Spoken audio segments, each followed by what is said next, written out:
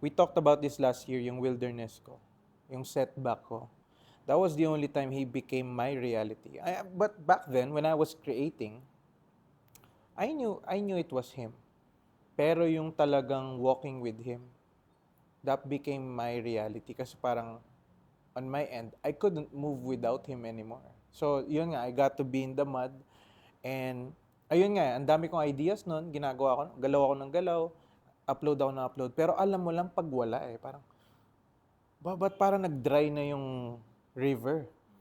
What worked back then, it's not working now. So parang season shift. So that's where it's not a concept back then. Parang doon ko naintindihan, wala na yung presence. It moved. So it doesn't matter how hard you work here, how gifted you are. The Lord's not there. He moved now. So God really slowed my life down. Things are not working anymore. So hindi na ako makapag-vlog, na burnout ako, dry seasons. But kumbaga yung pace dati, 100 kilometers per hour, and it was working. Tapos ngayon, 20 na lang. Para naka-e-bike ka. So parang, ba't di mabilis? So ang dami kong ideas. Gagawin mo naman. God would allow you to do those. Sige, gawin mo. Nothing's working. Kasi the Lord does not want me at that time. So, yeah, for me, yun nga, on my perspective, as a content creator, that was not, gusto ni Lord, that's not my identity. Biro ko nga to eh. From content creator to content with my creator. Kasi I was not content. Ayun nga, yung laki kang Christian, I know my theology, but it was only here. So the wilderness was the way for it to go down. Na, pag ba sinabing Christian, agad, di ba? Parang nung una kang nung na-save sila Paul, he mysteriously was hidden for 3 years before, Lord, gusto kitang serve. No, get to know me. You're assuming that you know me and they need Jesus, so I'm gonna do this. Eh, ikaw nga mismo, hindi mo kilala eh. So, I think there's this parang pressure, especially sa mga lumaking as Christians, parang evangelism is the goal when you don't have a relationship with God. So for me, that was my season na, yeah, syempre pag youth, di ba, share mo si Jesus sa campus mo, that's true. But you don't know Him yet. And I couldn't accept that. Because I know Him. Diba? Pero si Lord, no. You don't. You have to sit down. So for me, I had to sit down for 6 years na to really understand what He did for me on the cross. Because I assumed I know. I grew up with it. Alam ko makasalanan ako. I don't. And it showed in my decisions in life. Yun nga, yung parang the greatest sin is not letting God take the wheel. So, dun bumigat sa akin yung Lord.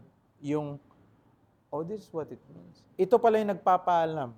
Ito pala yung pinagpe-pray mo yung, kasi di ako sanay. Kasi everything that I wanted, it worked before. What's the need for prayer? Automatic, ito yung gusto ni Lord.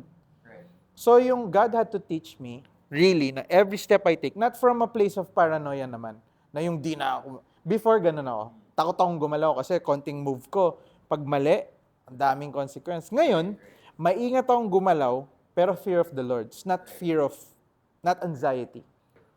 So now, may pace si Lord. Hindi siya, di ba sabi ni Solomon, avoid both extremes. Avoid idle paralyzing, avoid yung galaw ng galaw. Kasi both are, wala si Lord. The mud was like a blessing for me. The wilderness, the burnout, I would say it's the greatest gift in my life. Kasi I learned to really let Him take the wheel. I will confess that I think it was all me all along. It was me doing things I want without consulting God, without in the presence of God. So I realized that in all these things that I'm doing, in the beginning, God created. It was never in the beginning man created, but it was at the very beginning, God created. God was there. God is there. So without God, in whatever you do, no matter how good you are, you can probably create, but it will lead you to what? Burnout. It will lead you to many stress and all these things. Particular verse in Psalms, it says there, Lord, who may abide in your sanctuary, who may dwell in your holy hill. So there's something about being still and know that He is God. And it takes another to strive in your own accord, in your own effort. Strive has always something to do with striving because I'm good, own strength. But abiding, always settling, peace. That God, in the beginning, God created. So if God is not part of whatever you're doing, His presence will not be there. But in the beginning, God created. In whatever you do, God is part of it from the very beginning. And you will not strive, but you will abide. I think that I came to the point of death in my life, and not physically, because, well, hello, andito present, right? But I came to the death of my own desires, own will. Hey, I want to be a good director. I want to be good as this person. I want to go international. This is the person that I want to be. But you're right. Death. Death has to come. Why? Death. Death of pride. God has His way. Nag-close yung outpost, yung machine, coffee shop machine, dumating dito, and wala namang barista. Then I really have to push myself to, to learn how things. I'm used to consume, direct, galing mo, oy, galing noon, oy, ganito, oy, yeah, just take all these compliments and all. Notice that I am used to consume things. Cell phone, praises, anything that will, technically, like anything that will boost my ego. And here's the thing, now I find myself serving people. Now I find myself giving, serving. Yung the barista, you think barista is just doing the coffee there. Akala mo parang God, demoted you. But actually, no. It's a very character, the very character of Christ is to serve. So service has something to do with, first, correcting your heart. He's correcting my heart. He's correcting my character, teaching me not to consume but to serve, to give. So I was serving people. I wasn't doing anything. I don't have projects. I am not doing editing. I'm not planning. Parang minsan, parang hindi ko na alam kung paano umawak ng camera. Nung nagka-shoot ako last time, parang, teka, paano nga ba to? And all that. But I think reading through the book of Ephesians, chapter 4, I'll open my Bible. I'm prepared. Hold on. I just want to read exactly, chapter 4, Ephesians chapter 4, verse 25. That's up until 32. Therefore, putting away lying, let each one of you speak truth with his neighbor, for we are members of one another. Be angry and do not sin. Do not let the sun go down on your wrath, nor give place to the devil. Let him who stole steal no longer, but rather let him labor, working with his hands what is good, that he may have something to give him who has need. 29. Let no corrupt word proceed out of your mouth, but what is good for necessary edification, that it may impart grace to the hearers. 30. And do not grieve the Holy Spirit of God, by whom you were sealed for the day of redemption. 31. Let all bitterness, wrath, anger, clamor, and evil speaking be put away from you with all malice. And be kind to one another, tender-hearted, forgiving one another, even as God in Christ forgave you. So if you read that scripture, it's about like, do not grieve the Holy Spirit, right? Wag mo sasaktan yung Holy Spirit. Do not let the Holy Spirit be in sorrow. By doing these things, by lying and being angry and full of wrath and stealing, by doing all these evil things, you're grieving the Holy Spirit. But what really strikes me there, and this is where the word personal comes in, because God speaks through the context, it needs to be interpreted under the context of it, like do not grieve the Holy Spirit, exegesis, right? But it also, that's where the Lord also speaks in a different way to you through the verse of Scripture. That's why when you go cover to Bible, before when you read this, parang wala naman, and then when you read it again, now it speaks to you differently. It hits you differently. But what really strikes me in this particular verse is do not steal. Those that's 32. Let him, what's it, 28? Let him who stole steal no longer. And I said, so I paused for a while and I said, Lord, what does it mean? Why is it coming to me so heavy and so rebuking? What are you telling? What are you telling me? And then it dawned on me that I am indeed stealing from him. What am I stealing from him? Time. Who owns the time? God. In Psalms it says, He owns day and night. He owns day and night. He is the one who is this. He is the one decides who's gonna rise and who's gonna fall. So what am I stealing from the Lord is time, resources. These friends, these people, their cameras, willing to help me, right? These are resources that God has offered, has given long time ago. All that you need had been provided. Great is thy faithfulness. So that's what really strikes me. And I fell on my knees and I asked for forgiveness. Lord, forgive me. I've been stealing so much. You know when God gave you like another day to live, you have a beautiful sunrise. You have a beautiful home. You have good breakfast. And all these things to nurture you, give you UV, give you strength for today, potassium, all these things, the food, the resources that God has given you, and yet you choose to be on that couch, on your phone, scrolling and not doing anything. Then that strikes me. I am indeed stealing from Him. So do not steal. That was personal to me. That was very personal because I was really indeed stealing from Him. With all the time that He has given me, you're not doing anything. I think earlier this year, our pastor told us that. And that's true. Stewardship na, Psalms 24, the earth and everyone in it, everything in it is the Lord's. And I think that's what changed also in my, yung pakita sa'yo ni Lord na hindi ikaw nagmamayari. Siyempre yung holy fear na, I didn't know that. Because like, yun nga that's true. It's different when the Lord reveals it to you na everything is mine. You don't call the shots.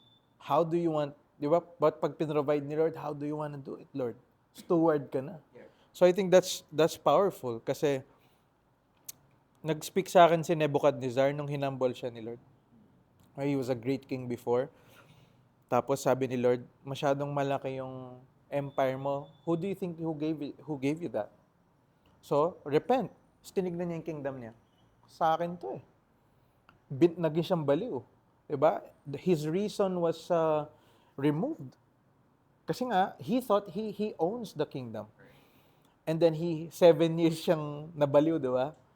Nung na-realize niya na si Lord ang nag-aangat sa tao, si Lord ang nagbababa, hindi ikaw. God gave you kingdom to steward. You're a steward. Nung na-realize niya yun, binalik siya 2 times nang nawala sa kanya. And so for me, reading that, Lord, sabi ko, how come great men and women of God that na sa mundo nakikita na grabe sila mga men of God, pero grabe nagagawa nila. Kasi naintindihan nila, steward sila. The more na inangat ka ni Lord, the more na servant ka. So parang speaking, I think that's what I'm also learning. Like, there's that aura ng mga great men and women of God na, diba? Maraming talents na binibigay sa kanila si Lord kasi they understand it belongs to the Master. As compared to the one who only has 1 talent na ginagamit niya pansarili, walang direksyon. As compared to those who have 5 talents and 2 talents, they understand their stewards. So I think that revelation is also speaking to me kasi, we're all stewards. Yeah. You mentioned the 5 gifts and the parable of the talent, right? That clearly like speaking to me now in a different level and so personal level. Um, First and foremost, in the context, the definition of fruitful is someone who multiplies. Right. That's the definition of you are faithful, you are good because you multiply. So whatever is entrusted to you, if you do something about it, if you multiply it, you are good and faithful. So notice the three people. So the first one was given 5 times, a double of what he has, what was given to him. 5. 5, and then the other one was 2, 3, and then the other one was 1. Regardless of the number of how many talents you have, how many money you have, talents is like equivalent to money, right? But it can also be the talents of the things that you can do. You can sing, you can, you have all these gifts and talents. So, lahat tayo, like every one of us, we were created with talents, skills. Some, multi-talented as we call them. Some, may isa lang. Isa lang yung talent ko, isa lang yung ginagawa ko. But that doesn't matter. I think what matters the most is how did you do, what did you do with the talents? How were you able to be a good steward of the talent and skills that the Lord has given you? So by very definition, if we truly want to hear, when we are done here on earth, and we want to go to heaven, I was telling my wife earlier sa breakfast namin, that you know what? I long to hear the Lord to tell me that, good, well done, my good and faithful servant. But how can you really hear that if you're not really doing good and faithful? You're not being good and you're not being faithful while you are still here on earth. Hindi sasabihin ni Lord sa'yo, well done, good and faithful servant, because you did not. I don't know. But that's my definition there. So in the parable of the talents, the first one who was given 5 multiplied that times 2, naging 10. Good. My good and faithful servant. The other one who has 2 multiplied it. Good. My good and faithful servant. But the other one who just maintained it. I'm going to go to my point. We are not called to maintain. We are not just called to keep what we have. We are called to multiply. I'm not speaking like, parang prosperity gospel. No, that's not what even I'm saying. That's not the point of what I'm saying. The point of what I'm saying is, if God gave you an idea, if God has given me idea, kanino ba nanggaling? If this is a good idea, kanino nanggaling to? It came from someone who is all-knowing, all-powerful. So it came from the Lord. So what will you do with the ideas that the Lord has given you? To steward it. Yeah. Interesting. Yeah. You have to multiply what you have. If these guys, like Alexia and si Edward, are doing this film, if they're called to here, if you're called to be barista, then be good. Be good in what you do. And it's very biblical. In everything that you do it with all your might. So that really speaks to me volume. First is that I am stealing time from him. I have to change that. The idea is to create clothing brand, now coming to reality. The idea of creating a small production house. This podcast itself is a testament to it. Like, I don't have lights. I don't know where to get I don't know what topic to talk. I don't have title and all that. But why is it existing right now is because a testament of that Lord, I don't want to waste time. I want to use gifts and talents and skills that you've given me. For what? For your glory. Amen. Amen. Kanina naisip ko lang, how do you multiply your gifts? And for me, I agree. It's only when my heart is in the kingdom. When my heart is all out kay Lord, doon lang sila nagmumultiply. Kasi parang dating sa akin before, pag sinabi yung parable of talents, so gagalingan ko lang sa gagawin ko. But that's still not, for me, that's not hindi yun eh. Yung, bakit binigay ni Lord yung gifts? Only for His kingdom. Yung isa doon, ginamit niya pansarili eh. Kaya at the end of the day, you have to understand, God gave you gifts and it will only multiply in the context of kingdom. Kaya parang for me, na sobrang busy sa creation, whatever, yun nga, inikot ko pa yung gifts ko, nag-acting ako, nag-create, but it was so empty. Saan ako dinala ni Lord? Oh, in my season, I had to focus on the church, fixing my orders, Bible school. And in that season, doon pinaintindi sa akin ni Lord na ba't ko binigay lahat ng gifts na yan? Kailan lang sila magmumultiply? And doon ko nga nakita di ba kuya, parang sa season mo, director ako, tapos nagta-transform, nadadagdagan ng barista, nadadagdagan ng ganito, ganyan. Bakit kaya? Bakit nagbo-boom yung church na ngayon? Kahit yung sa amin, bakit biglang nanganak? Kasi heart ko, inayos ni Lord. Sa akin Jake, you've been trying to change the world through secondary means. Pag sikat kang content creator, dun yung impact mo. O pag yung tatay mo nanalong politiko, o NGO, o sa business mo, these are secondary means. It is only through the church. Through revival. Sabi ko nga, grabe dati ba yung Angeles? Sabi ko, pag nanalo daddy ko, Vico Soto ng Angeles. It's only through the church. But inatake ng Diablo yung church. It is only through Christ and His wife. But doon tayo, priority nyo to. Gusto nyo agad lumabas O ba't nung inuna mo yung church ng anak lahat? That's for me. Ako nga, puro kayo church, lumabas kayo. No, you don't understand. Pag natama yung church, yung discipleship, when people grow, kahit di nila i-aim yung fruitful sila. Kaya when you say fruitful, how do you become fruitful? I am the vine, you are the branches. You're gonna be fruitful without the vine? What are you talking about? I'm not speaking to anyone. Ganun ako kinausap ni Lord. Without the vine. Yun nga your gifts are irrevocable. Di mo pakilala si Lord, creative ka na. That's not something to flex. That's the design of the Creator. But wala pang surrender. Yung gifts, under yan kahit sa pinaka-atheist. It doesn't matter if you do it. You can use your gifts and see it's not fruitful. May hangganan. That's why the Lord brings us to the priority. Yung heart mo ba saan?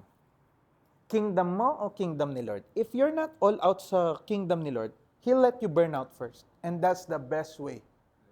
So for me, kaya nga nagiging fruitful lang yung ginagawa natin. Nanganganak yung sabay-sabay podcast, yung work mo, church, is because seek first the kingdom of God. Why am I doing this? Sa akin, na-burnout ako. Bato, feeling ko pag naging ang effective YouTuber, I'm sharing the gospel.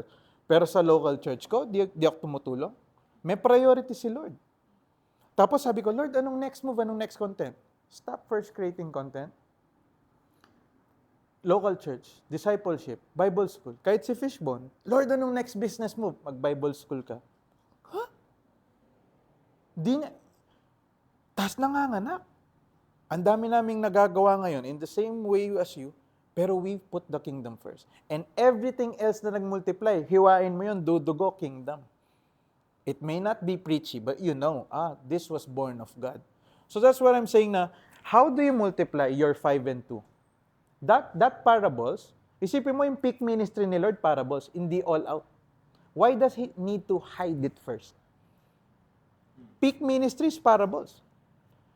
He was telling people, pag nabuo na yung church, those kingdom parables were for the future church after His ascension. Sinasabi niya, pag nabuo yung church, unahin niya yan. Di ba yung naginip si Nebuchadnezzar ng statwa? Nandyan yung Babylon, nandyan yung Persia, nandun yung Greece, nandun yung Rome, tas Holy Roman Empire. Yan yung mga empires na sasakop sa buong mundo until end times. Anong sisira? Yung business mo ba? Yung gifts mo? It is only the rock, si Jesus, and His church. So parang why is the Lord bringing us first sa ministry niya? Do that first. Manganganak yung platform. Kasi bakit? Nakakonect ka sa true revival is through the church. So for me, that's what multiplied everything in my season ngayon. And kaya nga parang pag sinabi ni Lord, wag ka na mag-vlog. Okay lang, Lord, kasi may papagawa siyang next So all those parables that we're quoting are in the context of His vineyard, His kingdom work. So yun nga bakit tayo laking Christian, akala natin, after mong ma-save, stop ka na doon. After salvation, which is the greatest miracle of God, ang next is kingdom work. Napansin mo yung old Christians, di ba? O dati Catholic ako, tapos na-born again ako. Okay, praise God.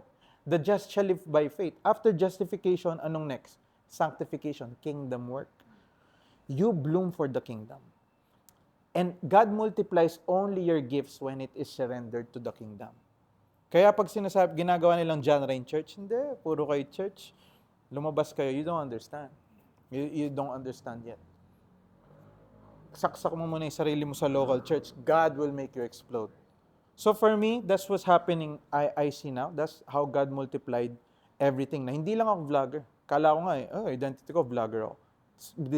Ang daming pinanganak ni Lord But na. I feel like this is what I experienced in the process. How the Lord also taught me of what He is working in my life. Why am I going through in situations like this? Is to prepare you for something that is bigger. What does bigger means? Does it mean ministry? Maybe.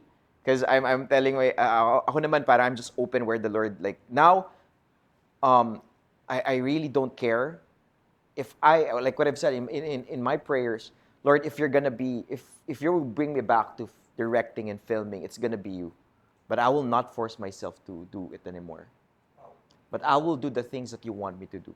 So if you want me to serve, I'll serve.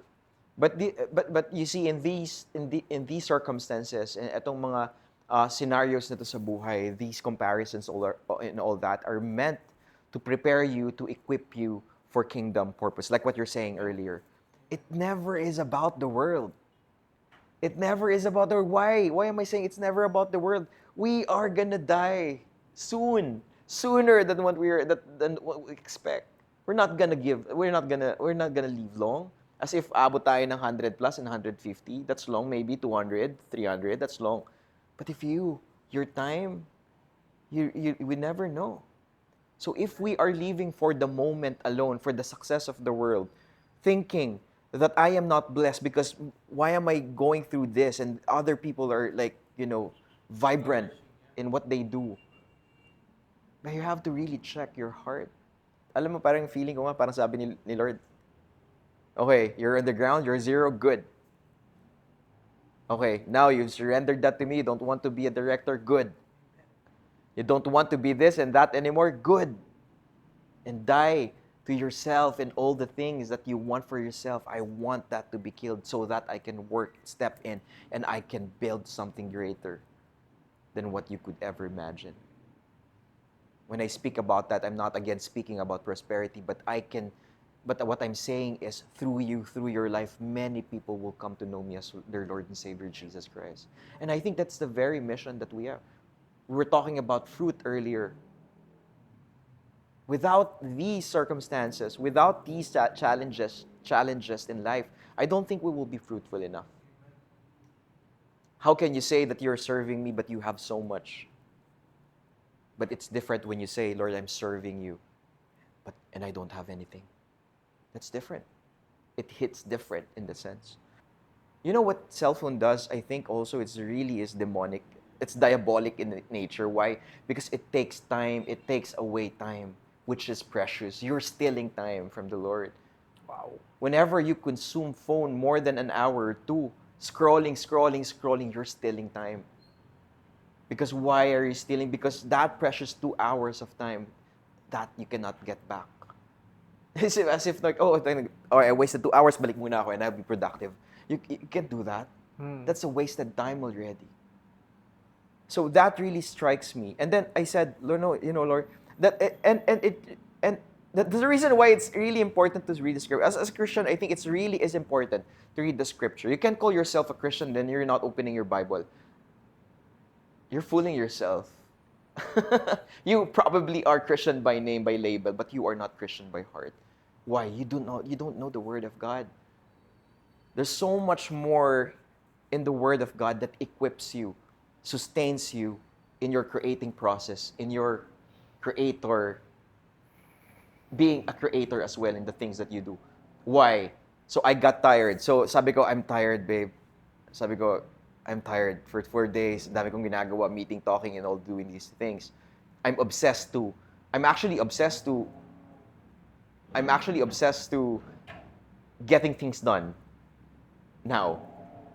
Ay, hindi ko pa nagawa yun, I have to do that. I have to finish that. Siyempre, hindi pa naman perfect. May mga times pa rin na parang, oh no. Pero that conviction alone is a good thing. That's a good indicator. That's a good indicator that you are really, because your no be no and your yes be yes.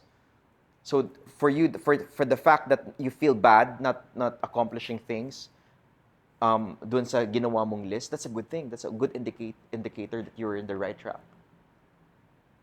Amen. And eto nga, so sabi ko, I'm tired. But it's important, the reason why I said that it's important to read the scripture, because the scripture will come into you when you're tired. This is what you need. And that time, what I need is, my grace is sufficient for you, for my strength is made perfect. And Weakness. when you feel like you cannot do it anymore, when you feel like you don't have the strength to do it anymore, my grace is sufficient to sustain you. I'll give you rest for tonight. You rest. And even when you are resting, it says in Psalms, right? Even while we are resting, God is working. Amen. So these things, why do you need to read the scripture? Because it will help you to be a good creator, aligned to His creation, aligned to His will, not aligned to your worldly things, in your own understanding of what creating means. It has more meaning, it has more weight, it has more purpose what you're talking earlier, when you do things according to His will. Powerful. Outside His will, you are just wasting time. You are just striving. And you tell yourself, I'm so tired. I'm so stressed. I'm so exhausted. I'm so burned out. Right? But when That's you so are good. in the way, of course you get tired. But there's so much happiness and Yeah, peace. I enjoy na. Woo! I'm doing His work now. Ang ganda sinabi mo, Kuya, na I had to die to my dreams have to die. Ayan, parang sakto lang sa devotion namin. Unless a seed of wheat dies, falls to the ground and dies, it will bear much fruit. So I think fruitfulness is, death has to happen first. And I think the seed is planted. So parang nagsispeak sa akin yung bamboo, kasi parang, yun kung kailan mo sinurrender kay Lord, walang masyadong growth on the surface, but it's really taking 5 years of the roots going so deep. Kasi yung growth ng bamboo sobrang bilis din. Na, yun nga, para masustain yung growth, kailangan sobrang lalim ng alam mo sa Word of God. Kaya ang galing may season na papaupuin tayo ni Lord. Hindi idle time yon. Parang specific season from God na you have to get, yun for me. Kaya ang ganda sinabi mo, you have to get to know me, Jik. Yeah. Yung, hindi Lord, nangangati ako. Yun nga, ako yun Doer kasi family namin, parang productivity, galaw. That was a season that I got to really know the Lord. And huwag ka muna gumawa. Hindi time pa. Pag time naman na, pupunuin ni Lord schedule mo. Pero ang lalim ng roots mo, it's able to handle that growth. Nasa steward mo. Ang galing nga kasi kung mali yung timing din, hindi malalim roots mo, it's gonna fall. That's why timing is really important. Kaya sinabi mo Time is last year, really- Kuya, na hindi pa, yung roots wala pa, or let's say pag ganun pa lang. Diba? Kaya, ito muna. And for me, I could relate na, kilalanin niyo muna ako. Yeah. Being, not doing, diba? Mary, Martha. In my devotion earlier, Jake, I just want to share before we close. Then, walk in wisdom. It's still in Ephesians 5, verse 15. See then that you walk circumspectly, not as fools, but wise, redeeming the time because the days are evil. 17. Therefore, do not be unwise, but understand what the will of the Lord is. Very powerful, that message. It's not as if naman I'm doing things and then filling my schedule just to say that I am productive. Of course not. When you are aligned to God's will and you ask the Lord, what is it that you want me to do? What is it that what you want me to do? And God will impress things in your heart. And when God impress something in your heart, in a very tiny yet so powerful voice, you can only hear the Lord not in the busyness of the things that you do. you can hear the Lord in the quietest, in the secret, in the sulok ng kwarto mo, when you are alone and not doing anything, maybe in the banyo, when you are sitting in when you're sitting in the trono, or maybe when you are in the shower, or maybe you're driving, or maybe you're in the one corner of your house, and you ask God without cell phone and all. See, that's why I said that cell phone is diabolic. That's what I said. Like, cell phone is like, if you don't manage your phone, that's gonna like eat up. That's gonna be a tool for the enemy, because what it will take you away from, instead of hearing, you're busy with the things of the world. Yeah. Amen. And that's so powerful. When you are aligned and you hear the word of God, if you hear God's voice and telling you, okay, Jake, I'll put in your heart, I want you to use the gift in that social media thing that you're doing. I want you to be good at it. And there's going to be peace that passes all human understanding. There is an overwhelming peace that's drowning you to do these things. Yeah. You can't sleep. It's always in your mind. There's an affirmation from people. There's no sorrow when you talk about it. Always excitement. But if you are fearful, that's one thing that you have to deal with.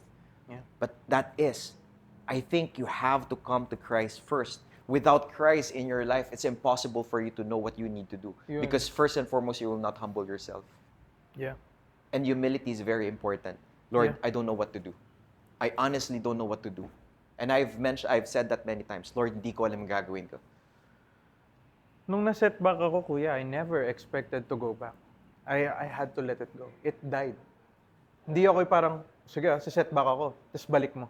It was, I never expected I was gonna come back. Kasi parang, ang priority ko na nun is, Lord, I wanna get to know you deeper.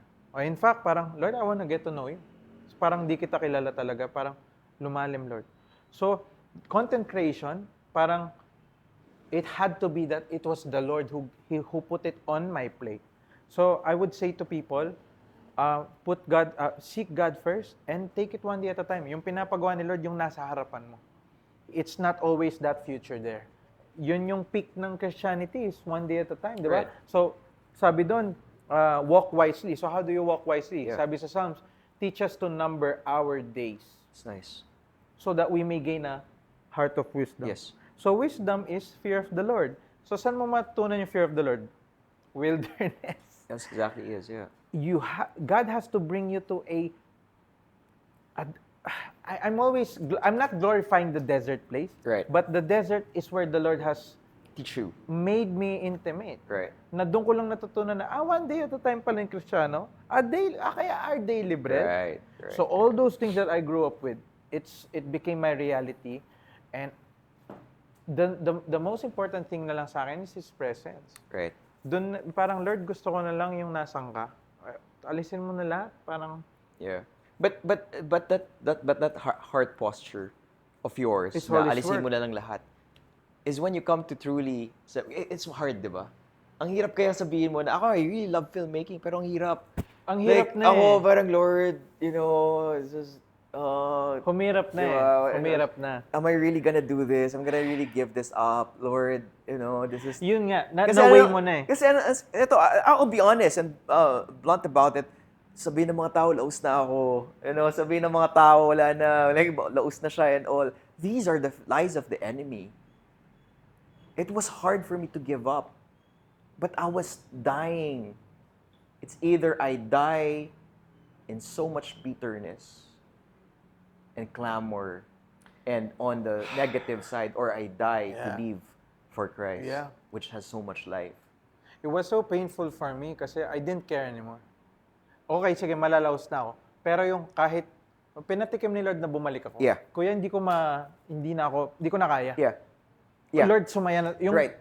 peace of mind. Right. But what I'm saying is for you to appreciate that kahit laos na ako is the heart posture. That means your heart is being corrected. Yeah. It's all And His work. Yes. But without the correction, without acknowledging that, I don't think you'll understand that God has better plan for you. Yeah. You'll never understand that. Yeah. It's You'll all never His work. understand. All His work. Yeah. So as we close, what's your, I don't know, like, what's your impart to maybe to the viewers and for those who are struggling with creating, struggling to start, um, yeah. How do you connect this to? Because I honestly, the reason why we're talking about in the context, the reason why we're talking about God and creation is because of that very verse in Genesis, in the beginning, God created. Kasi baka people will, yeah, okay, Christian sila eh. Christian yung channel na yun eh. But I don't think you're talking about reality. You're This is talking reality. about, This you're is talking about not just literature or not just a belief. Meron na ako, kuya. Sige. That's powerful. This is not a genre na parang, oh, Christian yan. Ano yung version sa secular? Walang ganun. Ito yung pinnacle ng life. So, for me, inimpress sa akin ni Lord is salt and light. Ang identity mo, when you become a child of God, lahat tayo magiging salt and light. Ano ba yung salt and light? It is a metaphor for influence. How do you become influential? Yun pala lahat ng heritage natin. Bakit may mga Christians na influential? Bakit may mga Christians matagal na hindi? It's a matter of surrender. Right. So, salt, nung ginamit ni Lord yan, ni Jesus, first century Palestine, salt was a preservative. At nako-contaminate daw yung salt kapag may compromise. So, okay, saved ka na. Sasabihin ni Lord, after na salvation, may mga magagamit na matindi. May mga magiging salt and light. So how is salt and how do you become salty and how do you become a light?